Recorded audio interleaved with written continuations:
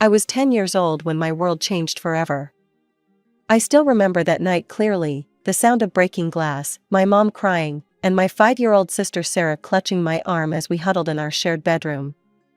It was the night Mom finally had enough of Dad's drinking and kicked him out. The changes came fast. Dad disappeared completely, no visits, no child support, nothing. Mom had to work longer hours at her office job, leaving me to pick up the slack at home. At 10, I learned to use the microwave, figured out how to work the washing machine, and became responsible for getting Sarah ready for school. "Lucy, you're such a good big sister," Mom would say, kissing my forehead when she came home late, exhausted from work. "I don't know what I'd do without you." But it wasn't easy. While other kids my age were playing after school, I was walking Sarah home, helping her with homework, and trying to keep our small apartment somewhat clean. I learned to make simple meals, sandwiches, pasta, anything that didn't require using the stove. Sarah would complain about having the same food all the time, but I did my best. Mom and I sacrificed everything for Sarah. When she needed new shoes, I wore my old ones for another season. When she wanted to join the dance class, Mom picked up extra shifts to pay for it. We wanted her to have a normal childhood, even if it meant we couldn't have one ourselves. The years passed this way, with me juggling school and home responsibilities while Mom worked herself to exhaustion. Then, when I was 13, something amazing happened. Mom got promoted to senior manager at her company. Suddenly, our financial struggles began to ease. "Girls, I have something to tell you," Mom announced one evening, her eyes sparkling with excitement. "We're going to be able to move to a house. A real house with a yard." Sarah squealed with delight, but I felt a mix of emotions. Yes, I was happy we'd have more space, and Mom wouldn't have to work quite so many hours. But I'd made friends in our neighborhood, and my school was here. When Mom said I could stay at my current school, I felt relieved. Sarah, however, was enrolled in an expensive private school across town. Several years have passed since then. Mom earned well, and I was able to continue my studies after school. The day I left for college was bittersweet. Mom helped me pack my few belongings into her car for the 3-hour drive to State University, while Sarah lounged on the couch, barely looking up from her phone to say goodbye. "Call me when you get settled," Mom said, hugging me tight outside my dormitory.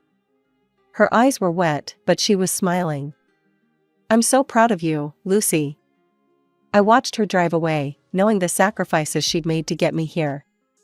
No dating, no social life, just endless work and saving to give us both a chance at a good education. The tuition money she'd saved for me represented years of overtime and careful budgeting. I was determined not to waste a penny of it. My dorm room was tiny, with creaky furniture and a roommate who barely spoke English, but it felt like freedom. Within a week, I'd found a job at the campus coffee shop, working early morning shifts, before classes. The manager liked that I already knew how to balance responsibilities. Between classes, work, and studying, I barely had time to breathe, but I loved it. My professors noticed my dedication, and by the end of my first semester, I was on the dean's list. That's when the calls from Sarah started becoming more frequent. "Lucy, you'll never believe how unfair Mom is being," she whined through the phone one evening as I was finishing my economics homework. "Everyone at school is going to Coachella, but she says it's too expensive. $3,000 isn't even that much." I nearly choked on my ramen noodles. $3,000?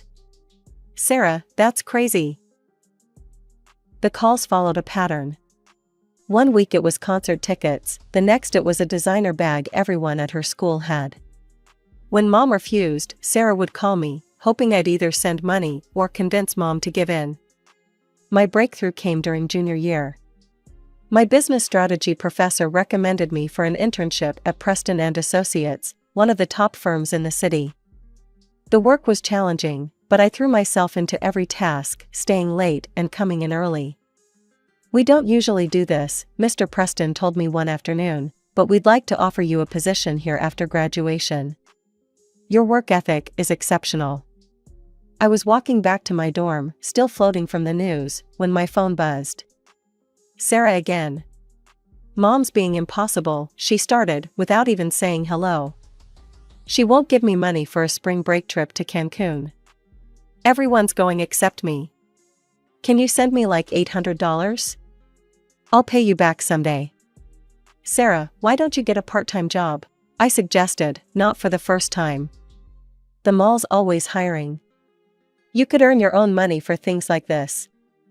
Ugh, as if. You so boring and responsible all the time. No wonder you don't have any friends at college.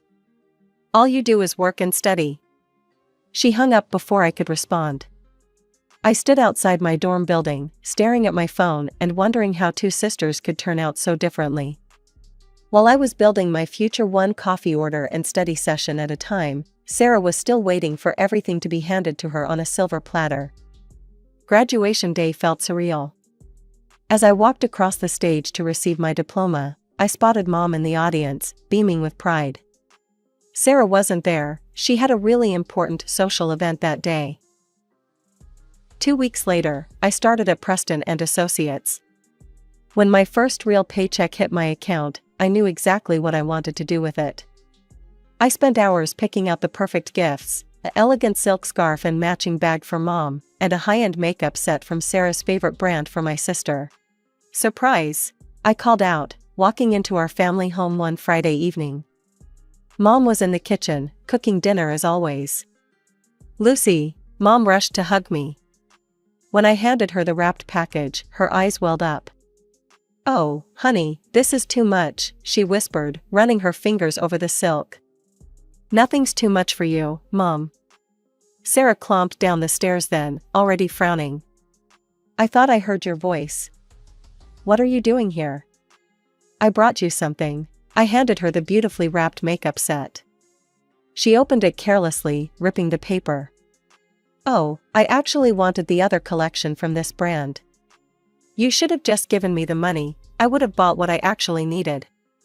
Sarah, Mom scolded, but I just shrugged. Some things never changed.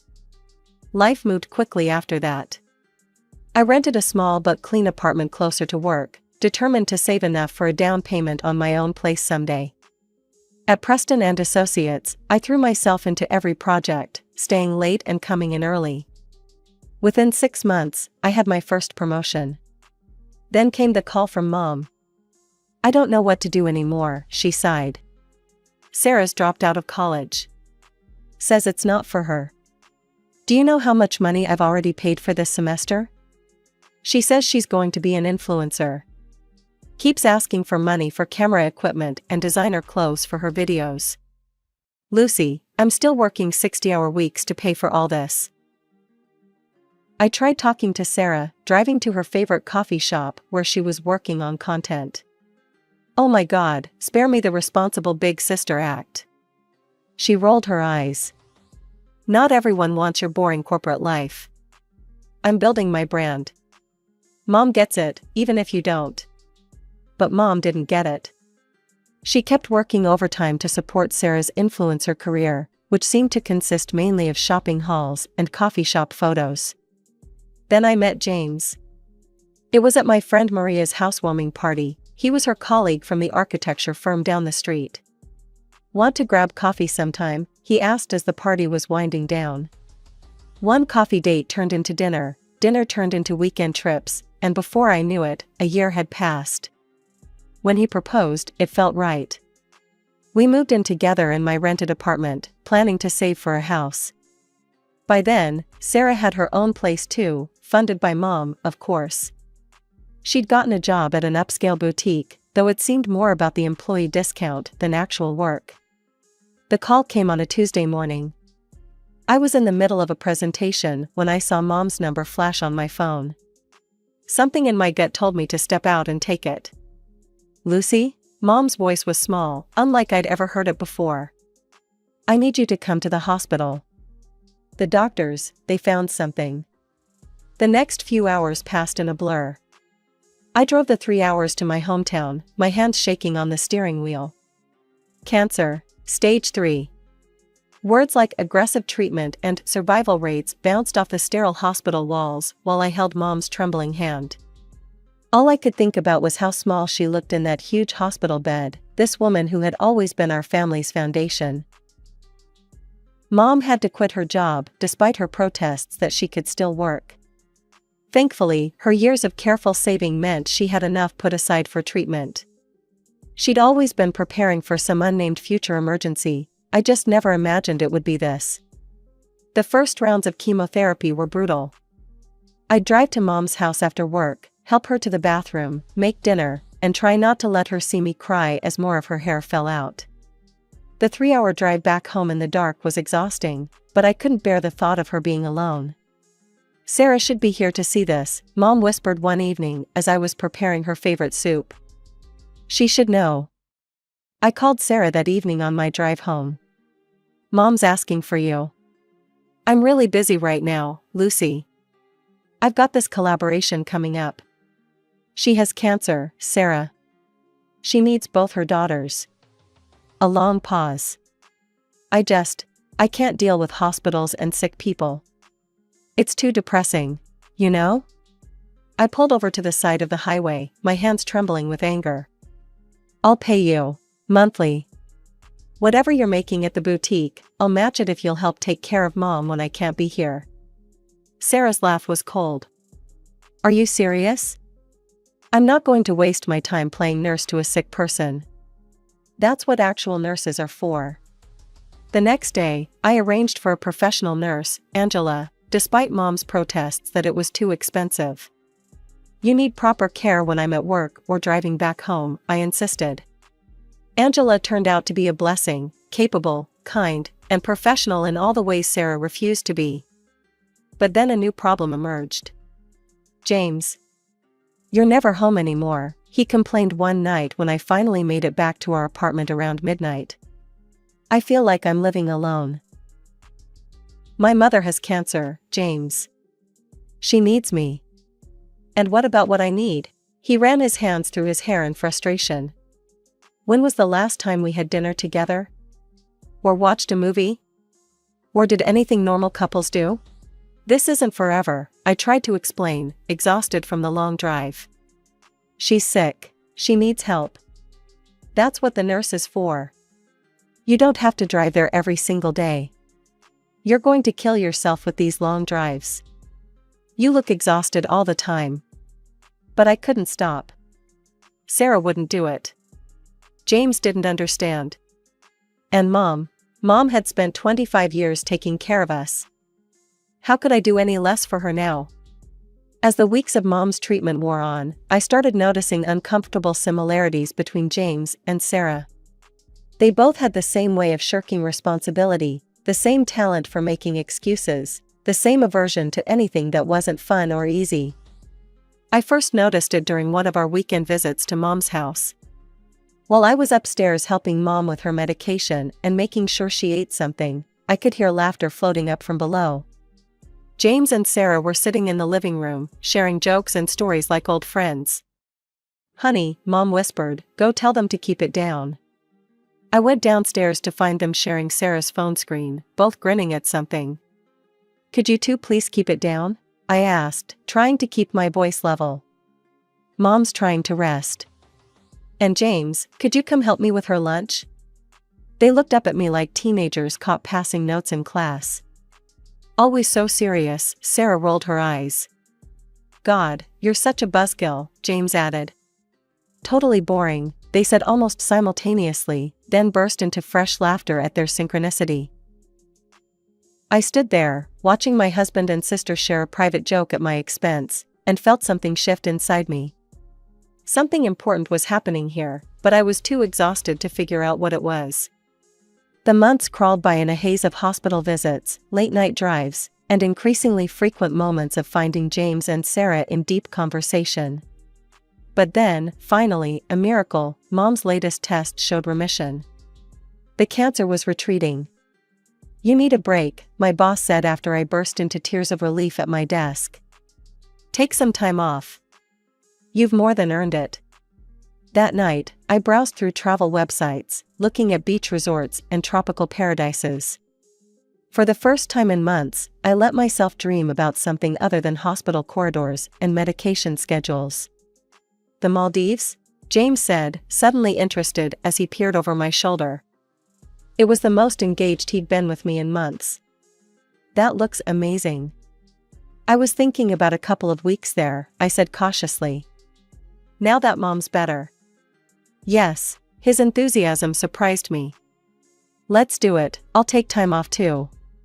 God knows we need this. For the next few days, we were almost like newlyweds again, excitedly planning our trip. We booked an overwater bungalow, researched restaurants, planned snorkeling excursions. James even surprised me by arranging a couple's massage package. For the first time in months, I felt hopeful. Maybe this vacation would help us find our way back to each other. Maybe all we needed was some time away from everything, the hospitals, the stress, the constant worry. 1 week before our scheduled departure to the Maldives, Mom collapsed. I was at work when Angela called. Lucy, you need to come quickly. Your mother's not well. The familiar drive to Mom's house had never felt longer. At the hospital, the doctors spoke in grave tones about heart complications from the chemotherapy. Mom looked so fragile in the hospital bed, nothing like the woman who'd raised us. Sarah, I said when she finally answered my call, I need you to stay with Mom. I can't be here all the time, and she needs someone. Are you kidding me? Sarah cut me off. I told you, I'm not playing nurse. I have plans. I hung up and called James next. His reaction was worse. No, he said flatly when I told him I couldn't go on the trip. No way. You are not canceling this vacation. My mother is in the hospital. There's always something with your mother. The tickets are non-refundable, Lucy. I'm going, with or without you. Are you serious right now? My mother could be dying. Yeah? Well, our marriage is dying too, but you don't seem to care about that. I packed a bag and moved to Mom's house that night. James didn't try to stop me. 2 days later, my phone buzzed with an Instagram notification. James had posted a photo of his overwater bungalow.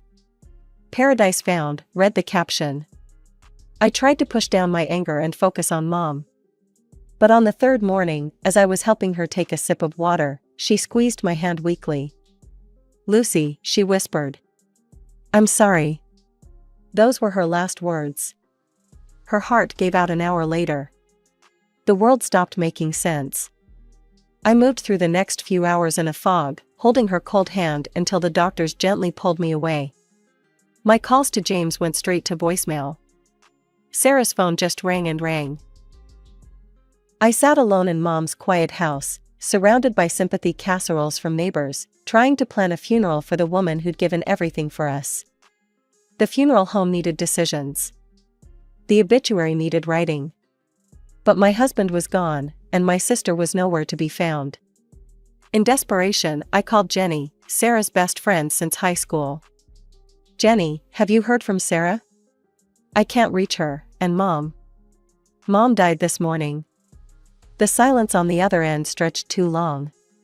Lucy, her voice was small, guilty. I think you should know something. Sarah, she's in the Maldives. She's with James. They left together. I'm so sorry, Lucy. I should have told you sooner, but Sarah made me promise. I hung up before she could finish. With shaking hands, I opened Sarah's Instagram profile. There it was, a photo of a tropical sunset, posted an hour ago. The same view James had posted yesterday. I sat in Mom's favorite chair, in the house where she'd raised us, where she'd sacrificed everything to give us a good life, and tried to comprehend how my sister and my husband could do this. Not just the affair, that was bad enough, but to abandon us now, when Mom was dying? To be sipping cocktails in paradise while I planned our mother's funeral alone? The depth of their betrayal was almost as devastating as losing Mom. Almost. Mom's funeral was small and quiet. The chapel was filled with her coworkers, old friends, and neighbors, but the 2 empty seats in the front row spoke volumes. I delivered the eulogy alone, my voice somehow staying steady as I talked about Mom's strength, her sacrifice, her unconditional love. A week later, I was sitting in Mom's kitchen, surrounded by sympathy cards I couldn't bring myself to open, when I heard the front door unlock. Sarah's laugh floated in first, that familiar, carefree sound that now felt like a knife in my chest. Then James's deeper chuckle joined in. They strolled into the kitchen like they were returning from a casual weekend away, both golden-tanned and relaxed. Sarah had a new designer bag. James's wedding ring was gone. "Oh good, you're here," Sarah said, as if we were meeting for coffee. "We need to talk." James wrapped his arm around Sarah's waist, and I watched my sister lean into my husband's embrace. The casual intimacy of it made my stomach turn.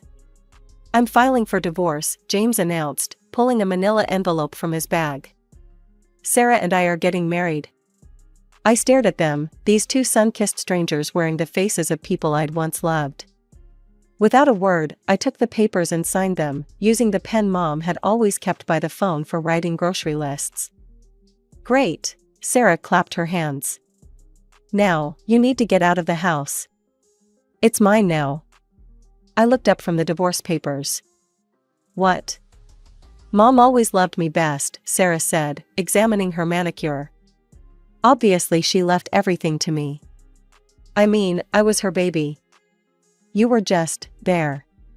God, she probably felt obligated to keep you around." I packed a small bag that night, taking only what I knew was undeniably mine. I couldn't stay in that house with them, watching them play house in the space where Mom had just died. Where she'd fought so hard to live. A week later, my phone rang. It was Mom's notary, Mr. Patterson, inviting me to the official reading of the will. When I arrived at his office, Sarah and James were already there, holding hands and whispering to each other like teenagers. Sarah shot me a triumphant smile. Mr. Patterson cleared his throat and began to read. "I, Elizabeth Marie Chen, being of sound mind, declare this to be my last will and testament." I watched Sarah's smile grow wider with each preliminary paragraph. Then Mr. Patterson reached the distributions. "To my eldest daughter, Lucy Chen, I leave my house at 1542 Maple Street, and all my savings accounts totaling $400,000. Sarah's smile vanished. "What?" "To my youngest daughter, Sarah Chen, I leave $50,000, with the hope that she will use it wisely." I feel compelled to add that I recently overheard Sarah discussing her anticipation of my death and her plans for all that cash. While this was painful to hear, it only confirmed what I already knew about both my daughters' characters. Sarah's face had turned an ugly shade of red. James was suddenly very interested in his shoes. Additionally, Mr. Patterson continued, "I have left a private letter for Lucy." He handed me an envelope. Inside was a single page in Mom's familiar handwriting. "My dearest Lucy, you have always been the strongest of us, even when you thought you weren't. You learned early what Sarah never did, that love means showing up, even when it's hard. Especially when it's hard. I'm leaving you everything because I know you'll use it wisely. As for Sarah, I'm leaving her enough to help her if she truly needs it, but not enough to hurt her. If she ever truly changes, truly grows up, you can help her if you choose to. But only if she earns it. All my love, Mom."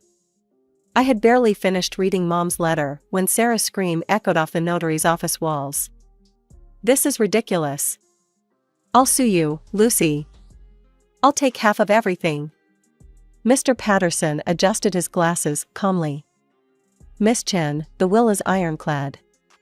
Your mother had it properly witnessed and notarized 3 months ago, shortly after she overheard your conversation about her death. You don't have any grounds for contest." James stood up then, straightening his tie like he was preparing for a business negotiation. "Actually, I believe I'm entitled to half of Lucy's inheritance. We were still married when Elizabeth drew up the will, Anne." "Mr. Turner," Mr. Patterson interrupted, "I've been practicing law in this state for 30 years. Inheritance is not considered marital property here, even if received during marriage. You have no claim to any of it." I watched their faces as it sank in, they'd get nothing but Sarah's $50,000. No house, no savings, no easy path to the luxury lifestyle they'd been dreaming of while mom was dying. They left, but it wasn't the end. For weeks, James kept trying to contact me. Flowers delivered to my job. Lengthy emails about how he'd found clarity during our separation. Tearful voicemails about second chances. Sarah took a different approach. She alternated between threats of legal action and tearful apologies, depending on the day. "I'm your sister," she'd plead in her messages. "Family forgives." But mom had taught me that family means showing up when things are hard. Neither of them had shown up when it mattered most. Through mutual friends, I heard they'd moved in together, playing house with Sarah's $50,000. It lasted exactly 2 months before they imploded. Apparently, Sarah's spending habits and James's controlling nature weren't as compatible as they'd thought. They had a screaming match in a restaurant that ended with Sarah throwing her wine in James's face and him calling her a spoiled brat. I blocked them both on every platform, changed my phone number, and asked my friends not to give me updates anymore. Some stories don't need to be followed to their end. Now, 6 months later, I'm sitting in my kitchen, drinking coffee from her favorite mug. The house still holds her presence in every corner, but it's not painful anymore. I've repainted some rooms, rearranged furniture, made it mine while keeping the essence of her. Sometimes I wonder if Sarah will ever truly change, ever become someone mom hoped she could be. The letter said I could help her if she did. But that's not my responsibility anymore. For the first time in my life, I'm focusing on my own healing, my own growth, my own future.